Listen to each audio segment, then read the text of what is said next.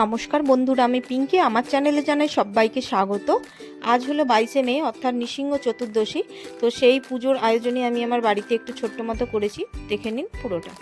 প্রথমে দুটো ঘটি নিয়ে নিয়েছি, তাতে একটাতে নিয়েছি আমি পঞ্চামৃত, দুধ, দই, মধু, শর্করা ও ঘৃত দিয়ে এটা তৈরি করেছি। আর আরেকটা পাত্রে নিয়ে নিয়েছি সুগন্ধি, এমনি নর্মাল প্লেন জল। সুগন্ধি বলতে আপনারা গোলাপ জল ব্যবহার করতে পারেন। সঙ্গে কিছু কুচো ফুল আর তুলসী পত্র আর অগরু আর সামান্য কর্পূর দিয়ে জলটা বানিয়ে রেখে দিয়েছি। এবার ঠাকুরের ভোগগুলো সমস্ত আমি সাজিয়ে নিয়েছি। গুড় ছোলা নিবেদন করেছি ঠাকুরকে। এখানে রয়েছে গ্লাসে দুধ আর 5 রকম ফল। ঠাকুর নৃসিংহদেবের কিন্তু প্রিয় ফল হচ্ছে আম, যেটা আপনাদেরকে অতি অবশ্যই দিতে হবে, নাহলে কিন্তু ভোগ অসম্পূর্ণ। আর এখানে ঘিয়ের প্রদীপ জ্বালাবো বলে রেখেছি। সঙ্গে আমার গোপাল সোনাদেরকেও আমি ভোগ দিয়েছি 5 রকম মিষ্টি। আর এদিকে গুড় আর হচ্ছে ছোলা আর বাটার, দুধ আর দিয়েছি পানি কম। আর এদিকে আমি এখানেও দিয়েছি গুড়, 5 রকম মিষ্টি, বাটার আর পানাকম। আর এদিকে 108টা আমি তুলসীপত্র দিয়ে আমি ঠাকুরের জন্য মালা গেঁথে নিয়েছি।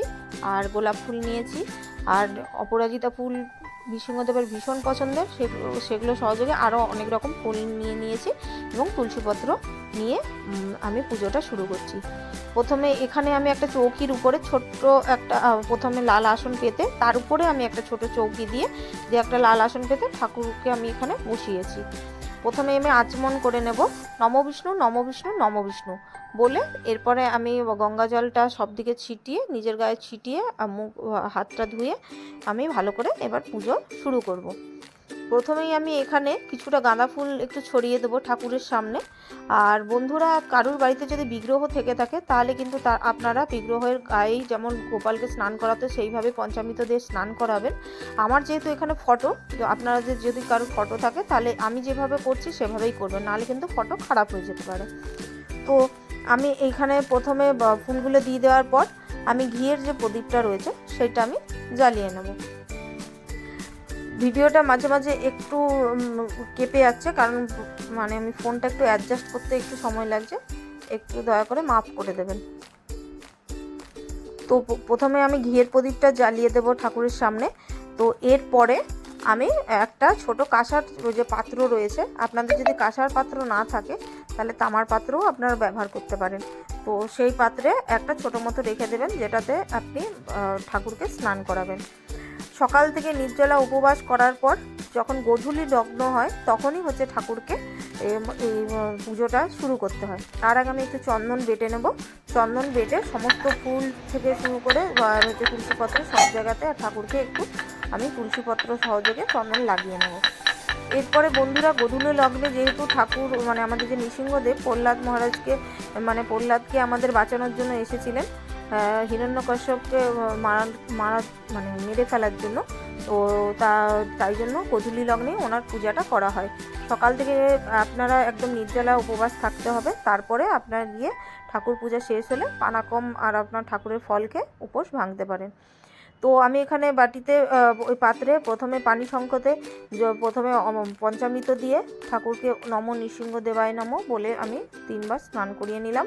আর সুগন্ধিযুক্ত জল দিয়েও আমি ওই 3 বার পানি সংকটে জল ঢেলে ওম নৃসিংহ দেবায় নম বলে আমি স্নান করিয়ে নিলাম। এরপরে আমি একটা ভালো নতুন কাপড়ে আমি অগরু, আপনার গোলাপ জল আর সুগন্ধি জলটাকে একটুখানি নিয়ে এই যে ঠাকুরের চিত্রটা রয়েছে ওটা আমি খুব ভালোভাবে পরিষ্কার করে নিলাম। আর বাটিটা আমি যেটা সরিয়ে রাখলাম, যে জলটা আমি স্নান করেছিলাম, সেই জলটা সবার বাড়িতে আমি পুজোর শেষে সবার মাথায় একটু করে ছিটিয়ে দেবো। আর এরপরে আমি ধূপ জ্বালিয়ে নিলাম। ধূপ জ্বালিয়ে নেওয়ার পর ঠাকুরকে আমি আমার যে 108টা যে মালা আমি তুলসীপত্র দিয়ে মালাটা গেঁথেছিলাম, সেই মালাটাই আমি কিন্তু এখানে আমি ঠাকুরকে আগে পরিয়ে দেব।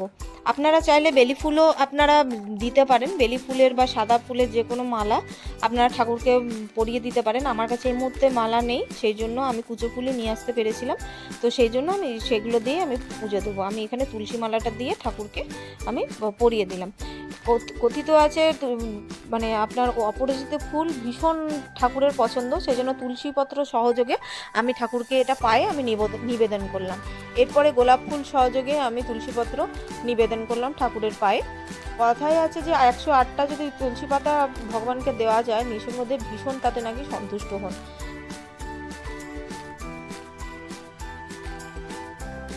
এরপরে আমি প্রণাম মন্ত্রটা বলে নেব। জয় নৃসিংহ শ্রী নৃসিংহ, জয় জয় জয় শ্রী নৃসিংহ, উগ্রং বীরং মহাবিষ্ণু, জ্বলন্তং সর্বত মুখম, নৃসিংহং ভীষণং ভদ্রম মৃত্যু মূর্তং নমাম্যহম, শ্রী নৃসিংহ জয় নৃসিংহ, জয় জয় নৃসিংহ, প্রহ্লাদেয় দেশ, জয় পদ্মমুখ পদ্মভৃঙ্গ, ওম নরসিংহ দেবায় নমঃ বলে আমি প্রণাম মন্ত্র বলে নিলাম। এরপরে আমি ঠাকুরকে 108টা যে ঠাকুরের যে আপনার নাম রয়েছে 108টা তুলসীপত্র সহযোগে ওনার নাম আমি জপলাম। জপতে জপতে ওনাকে 108টা তুলসীপত্রই আমি ওনাকে দিলাম, ওনার পায়ে আমি নিবেদন করলাম।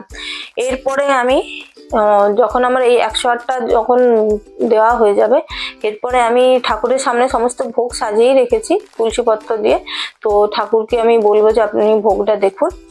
আর এরপরে আমি নৃসিংহদেবের যে 9টা নাম রয়েছে সেটাও আমি 9বার ধরে বলে নেব। মানে কথিত আছে যে 9টি নাম নৃসিংহদেবের যদি কেউ বলেন, তাহলে তার যে নবগ্রহ দোষ রয়েছে সেটা কেটে যায় এবং সেই গ্রহ দোষ থেকে তারা মুক্তি পেতে পারেন। তো 9বার আমি এই নামটি বলেছিলাম। সেটি হলো যে জ্বালা নৃসিংহদেব, পাবন নৃসিংহদেব, অহবিলা নৃসিংহদেব, মালোলা নৃসিংহদেব, যোগানন্দ নৃসিংহদেব, ভার্গব নৃসিংহদেব, করজ্ঞ নৃসিংহদেব, ছত্রবটা নৃসিংহদেব, বরাহ নৃসিংহদেব। এরপরে আমি সমস্ত 9বার আমি এই নৃসিংহদেবের নাম জপ করে তারপরে আমি নৃসিংহদেবের যে কবচ রয়েছে সেটা আমি পড়লাম। পড়ার পর আমি নৃসিংহদেবকে ভক্তি ভরে প্রণাম করলাম। প্রণাম করে আমার যেগুলো ঠাকুরের কাছে আবেদন রয়েছে সেগুলো আমি সমস্ত কিছু ঠাকুরকে জানালাম।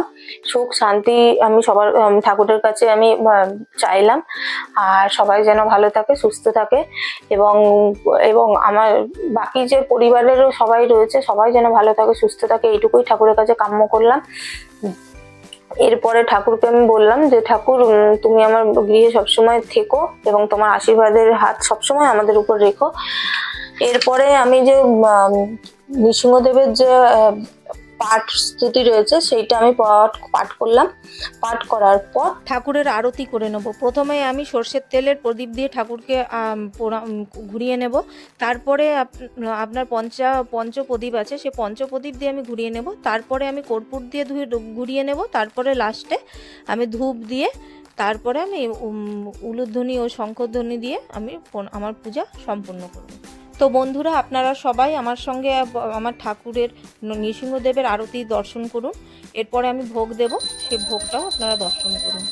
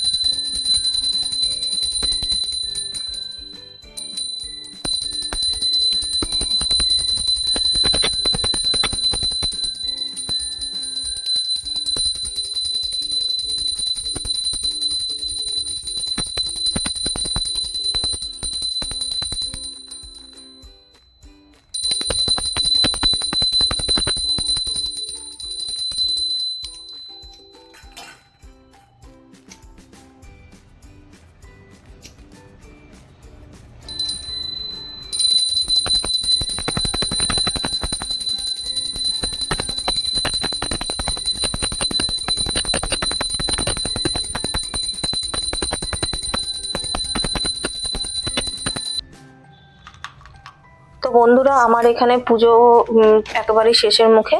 এরপরে আমি নিচে গিয়ে কর্পূর আরতি গোটা বাড়ি আমি সারা বাড়ি দেখিয়ে নেব। আর আপনারা এই মুহূর্তে ভোগ দর্শন করুন। ইনি এক কথাই আছে যে ভোগ দর্শনে নাকি দুর্ভোগ কাটে। ইনিও তো নারায়ণীয় অবতার, তো ওনাকে ওনার ভোগও আপনাদের সবাই আশা করি দুর্ভোগ কাটবে দর্শনে। তো আপনারা পুরো ভোগটা দেখুন। আর বন্ধুরা, আজকের ভিডিও কেমন লাগলো অতি অবশ্যই জানাবেন। ভালো লাগলে অতি অবশ্যই লাইক, শেয়ার, সাবস্ক্রাইব করে দেবেন আর আমার পাশে থাকবেন। আর আগামীকাল বুদ্ধ পূর্ণিমা, তার জন্য জানাই সবাইকে বুদ্ধ পূর্ণিমার প্রীতি ও শুভেচ্ছা। তো দেখা হচ্ছে নেক্সট ব্লগে।